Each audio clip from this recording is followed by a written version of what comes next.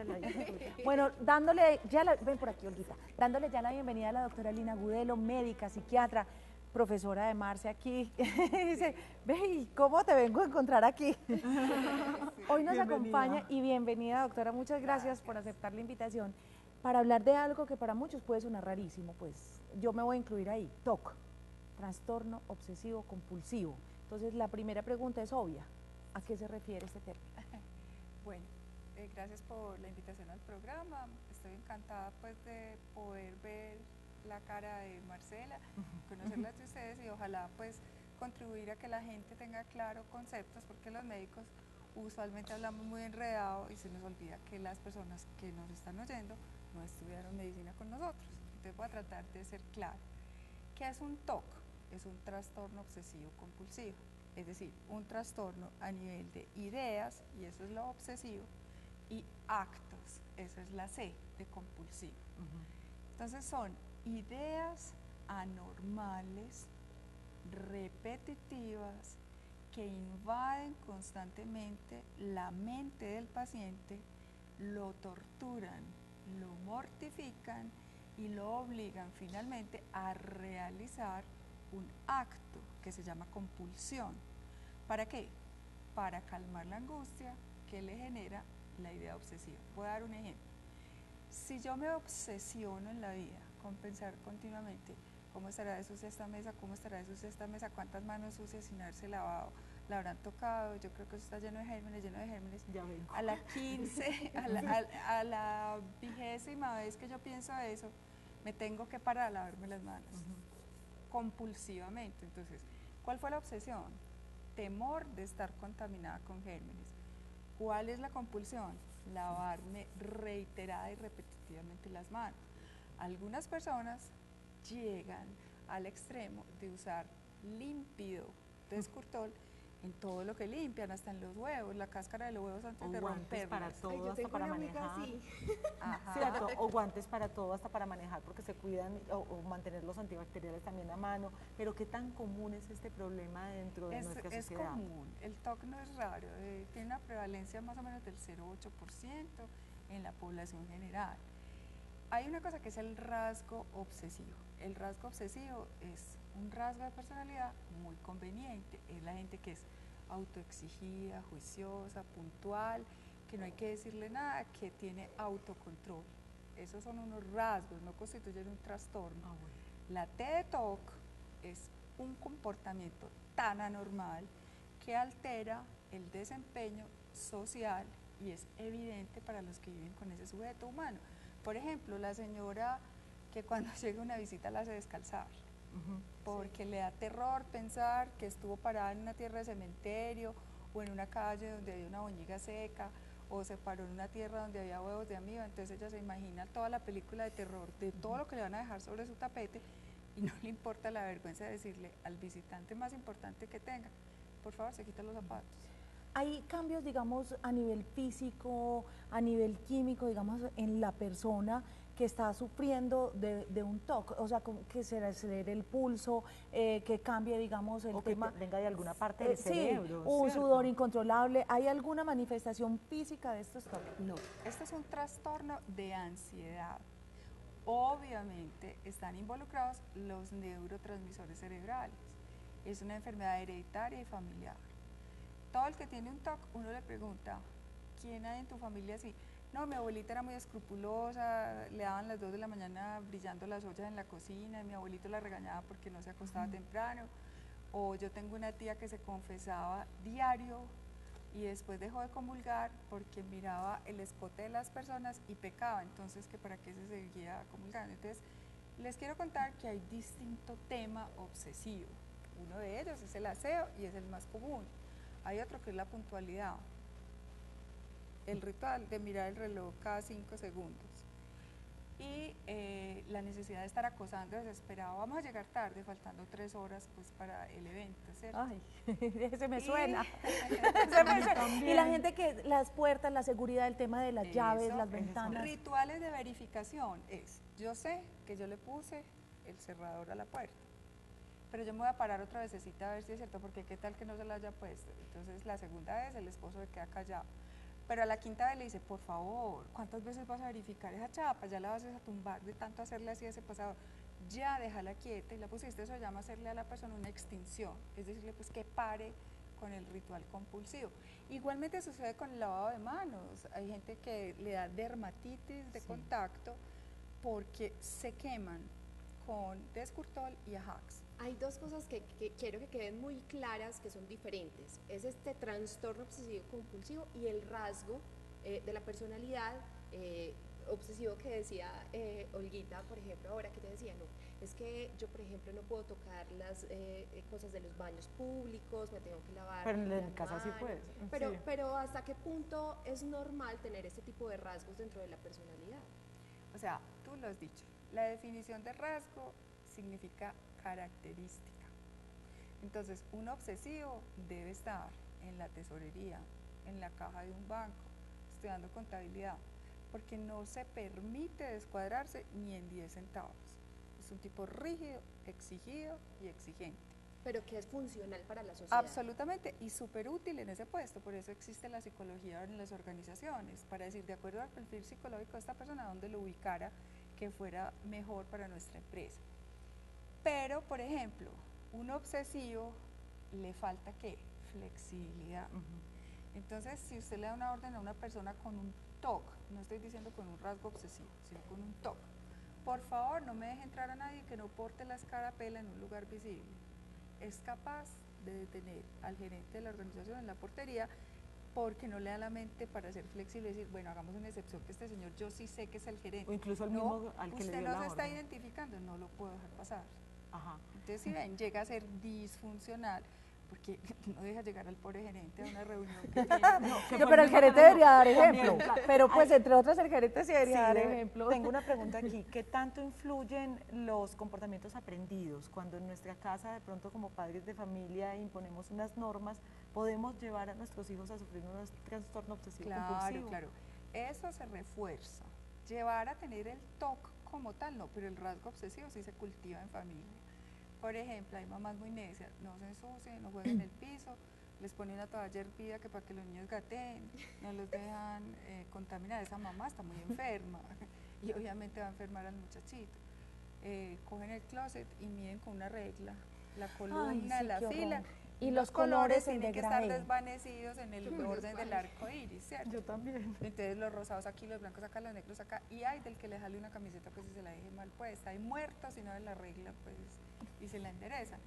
Esa es la característica de la obsesividad, ser muy intolerante, muy inflexible y muy, muy exigente con los otros. ¿Cuál es la parte débil que tienen? Que se clavan ellos mismos. Claro. Entonces en un colegio, esos son los niños que son víctimas de bullying. ¿Por qué? Porque ellos sufren angustia y ansiedad de pensar, este sí irá a hacer el pedazo de la tarea que le toca. No, yo mejor hago los 3 pedazos, el mío, el de ella y el de ella. Porque ellas son más tranquilas y de pronto no lo llevan.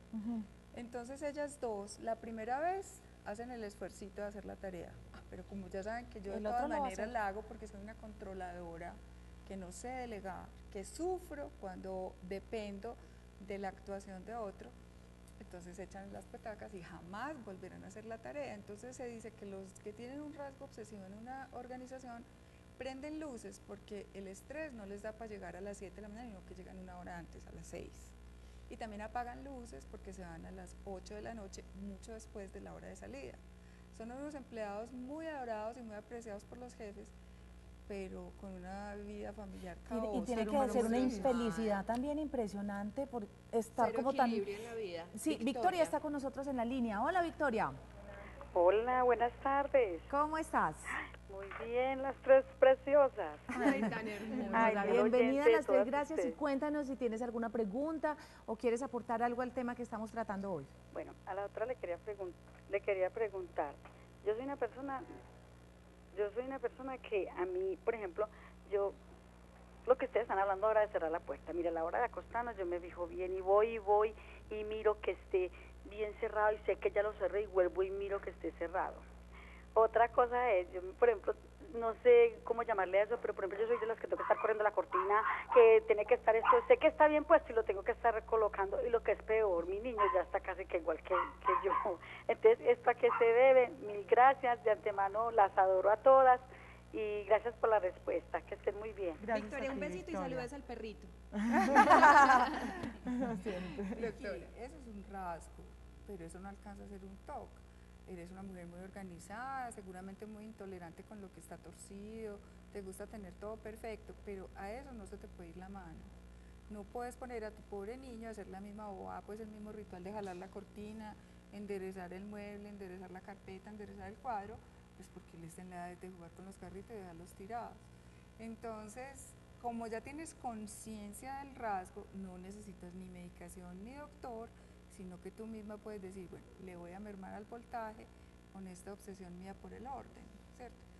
Porque eso no está afectando tu vida social, tu capacidad de relacionarte como mamá. ¿Cuál es el método, la forma como se diagnostica que una persona realmente tenga un trastorno obsesivo compulsivo? Bueno, entonces como les decía al principio del programa, la obsesión cambia. Empieza no pisar la raya, no pisar la raya, entonces hay niños que Como van la caminando película. para el colegio y dan salticos en patasola, porque si pisan la raya les da terror como si algo malo fuera a pasar.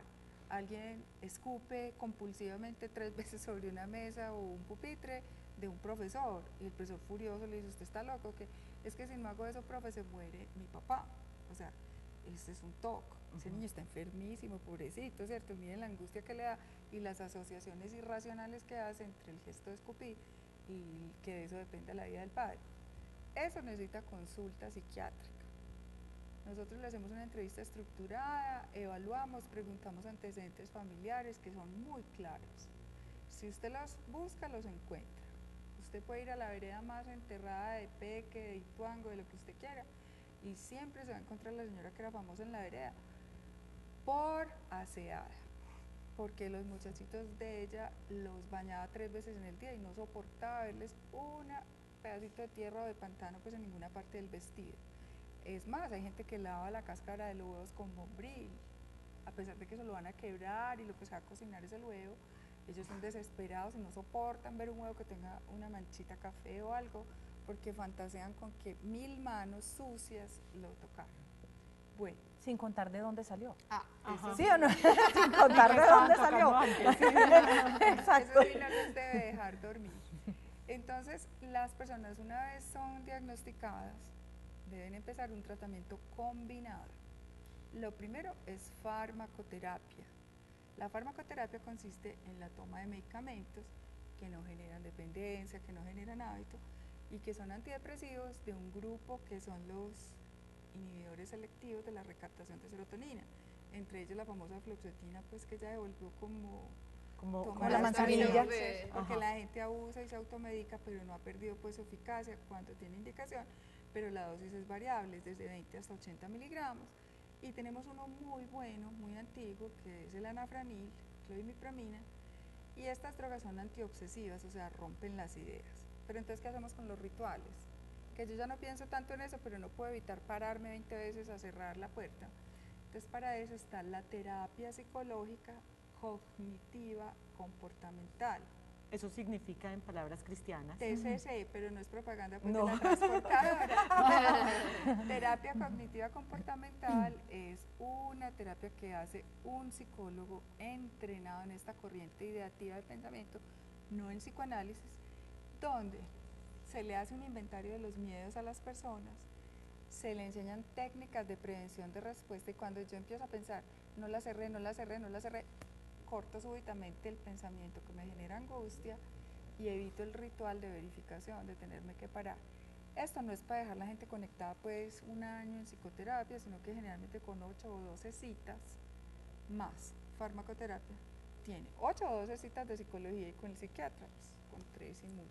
Eso está muy bueno porque entonces tiene muy buen pronóstico, Sí. pero en ese momento Cecilia nos está llamando. Cecilia, ¿cómo estás?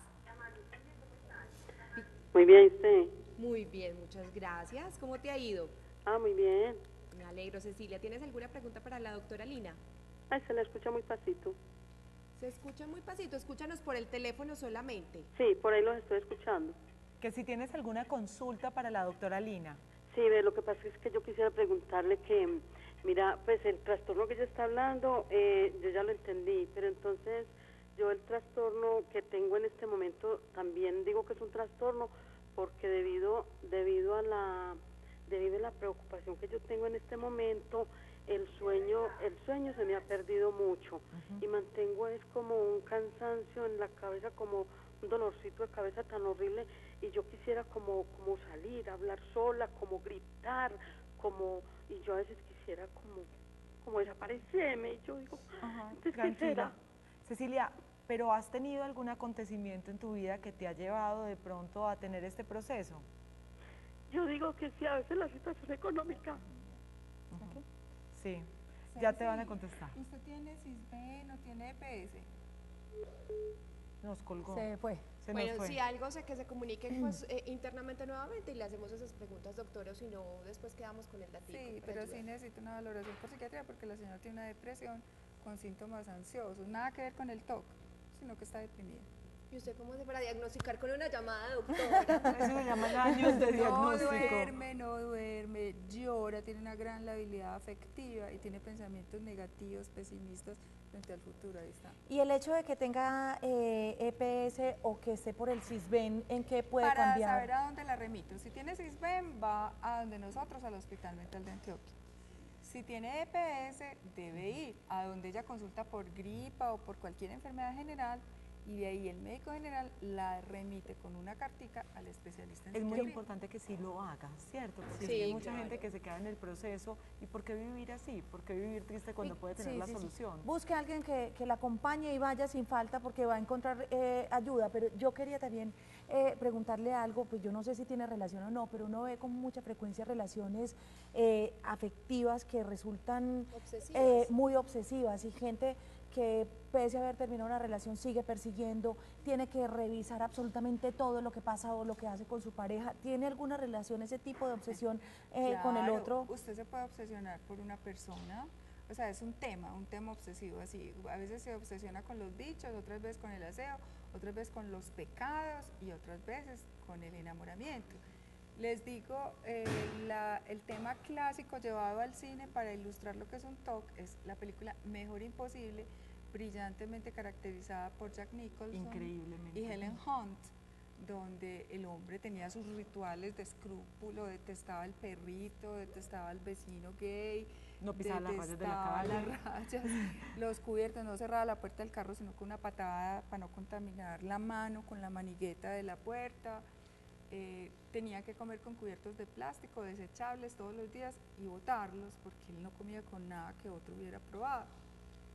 Entonces, esa es la ilustración clásica del TOC. Se acompaña de pronto de, como estamos hablando, que viene de la ansiedad, de pronto del consumo de fármacos, drogodependencia o consumo de cigarrillo, de otras sustancias. Por fortuna los TOC no les da la ansiedad para eso, porque están tan agotados con sus En rituales que no son capaces de desdoblarse yéndose pues a una discoteca a loquear, son muy autoexigidos, entonces se quedan estudiando, trabajando. Por ejemplo, hay señoras que se obsesionan con tener el marido mejor vestido de la ciudad. Pues que eso era el concurso de la bobada, digo yo, porque se quedan 2 horas pegadas de la plancha cuadrando el quiebre, que coincide a la costura, una detrás de la otra. El señor ni siquiera se va a dar cuenta de que esa perfección está de ese modo, y si se da cuenta ni siquiera lo va a agradecer porque le va a parecer como que pues, como normal. Y este trastorno se puede presentar también en las personas que, por ejemplo, tienen una obsesión diaria por el deporte o por la alimentación sana. claro, y entonces en ese caso el TOC de estas personas se llama vigorexia, y son las personas que hacen 4 horas diarias de entrenamiento, más de 2. Son desesperados, todo el día se ponen el goniómetro. El goniómetro es un angulito para medir la grasa corporal, entonces van para el gimnasio, ¿cuánto me dio? ¿Cuánto me dio?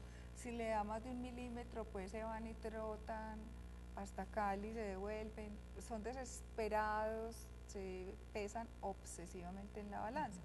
Entonces hay un grupo de trastornos de la conducta alimentaria de los que ya pues todo el mundo me imagino que ha hablado en este programa y en la ciudad, que son los trastornos anorexia-bulímicos y la vigorexia, que son primitos hermanos de este trastorno de ansiedad que es el TOC.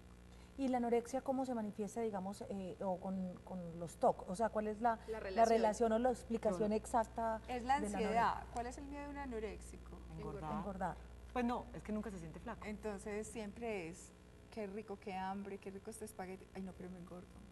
Ay, no, me vuelvo gordo. Ay, no, estoy como un marrano. entonces se echan todo el día látigo, entonces hacen el ritual de evitar la comida. Si una persona ha sufrido, digamos, anorexia o vigorexia, alguno de estos trastornos, y digamos que logra superar esa etapa, ¿corre siempre el riesgo o ese rasgo obsesivo siempre sobrevive y estará siempre como latente el tema de volver a caer en eso? Siempre hasta la muerte. O sea, no solamente en eso, sino también en otro tipo de trastorno. Sí, entonces, Cambian de trastorno. Ellos, por ejemplo, un anoréxico, usted nunca lo va a ver pasado de peso, puede que alcance un peso corporal estable y natural, pero jamás pues le va a haber una llantica, no, porque es que no puede, ese día ese tipo se descompone psicológicamente. Igual sucede con un TOC, es muy difícil que usted encuentre un TOC con una casa desordenada, pues con un reguero de Coca-Cola que se demore más de 2 minutos en ser trapeado, imposible. Ay, no, Pero pues sí. entonces, Pegote. pero la idea, lo que hablábamos al principio, manejando tu toque con el pegote, lo que hablábamos al principio es que a pesar de que tienen buen pronóstico, buen tratamiento con el psiquiatra y el psicólogo, pues entonces hay rasgos que definitivamente no desaparecerán, pero que sí los llevan a ser entonces funcionales para la sociedad y que no es tan difícil convivir con ellos. No, y además estos nunca van a pisar una clínica psiquiátrica pues como para estar hospitalizados. Tendrían que tener otro trastorno asociado al TOC grave, por ejemplo, un esquizoTOC. Tendría ya síntomas de esquizofrenia asociados al TOC y ese sí se va de clínica. Ajá. Cuando se tienen los pensamientos, por ejemplo, yo creo que los trovadores sufren de eso. Cualquier palabra inmediatamente le buscan, digamos, la rima. O sé que con números también pasa mucho, El los números volumen del múltiplos de cierto número en particular. La calculadora humana que hace poquito estuvo en aquel programa de talento o algo así de un canal nacional. Estas personas que tienen esos pensamientos o ideas con palabras, con números o con cosas también, eso es un TOC. Eso forma parte del espectro obsesivo, ¿cierto? Como les digo, los temas son múltiples y muy variados, pero eso trae mucho problema. Por ejemplo, para la vida sexual de una persona con esas obsesiones que se case. ¿Usted cree que el marido se va a ir a lavar los dientes, a echarse el Listerine 3 veces antes de darle un beso y saludarla? Eso es imposible. No, mentira. Y se puede diagnosticar desde pequeños. Claro, entonces los pobres niños están en el colegio tomando nota y se les sale del renglón el lapicito. Entonces ya no soportan borrar porque quedó la huella de la imperfección, arrancan la hoja y se atrasan. Entonces empiezan a rendir mal en el colegio porque no soportan la imperfección académica. Entonces la maestra dice, él es brillante, inteligente, pero es muy despacioso. ¿Por qué es despacioso? Porque tiene un TOC. Lo importante y lo que yo quiero que quede de esta consulta, doctora, que además la amo, la adoro y qué rico que estuvo acá en el programa con nosotros, es que el psiquiatra es un amigo, es un médico más. No hay estigma relacionado con el psiquiatra, que yo estoy loco, que yo no voy a ir al hospital mental, que no. Si usted tiene algo que lo aflige, que lo preocupa, lo más importante es consultar. Entonces, y quitarle el miedo a la medicina psiquiátrica, sí. porque es que la mayoría de gente, de pronto por las primeras drogas que salieron, obviamente que ustedes usaron. ¿Ustedes saben cuándo salió la pánico. primera droga psiquiátrica? En 1952. Y de ahí se ha hecho todos Una los investigación, tabúes y todo. las cosas que ustedes quieran. Ahora tenemos una farmacopea buena, segura, o sea, no da muchos efectos adversos y eficaz. O sea que todo el que necesite ayuda, búsquenla, apóyense. En este mundo es una larga cadena de solidaridad y el sufrimiento humano es inagotable y si no nos damos la mano los unos a los otros, pues entonces nunca vamos a ser el país civilizado y el mundo mejor que todos soñamos y merecemos. Ay, qué bonito. Con eso es Ya. todo. Doctora, bueno, muchísimas gracias por acompañarnos. Vuelve para que hablemos de las sociopatías. Cuando quieran. Listo, nos encantó tenerla y conocerla. Muchas gracias. Bueno, gracias a ustedes.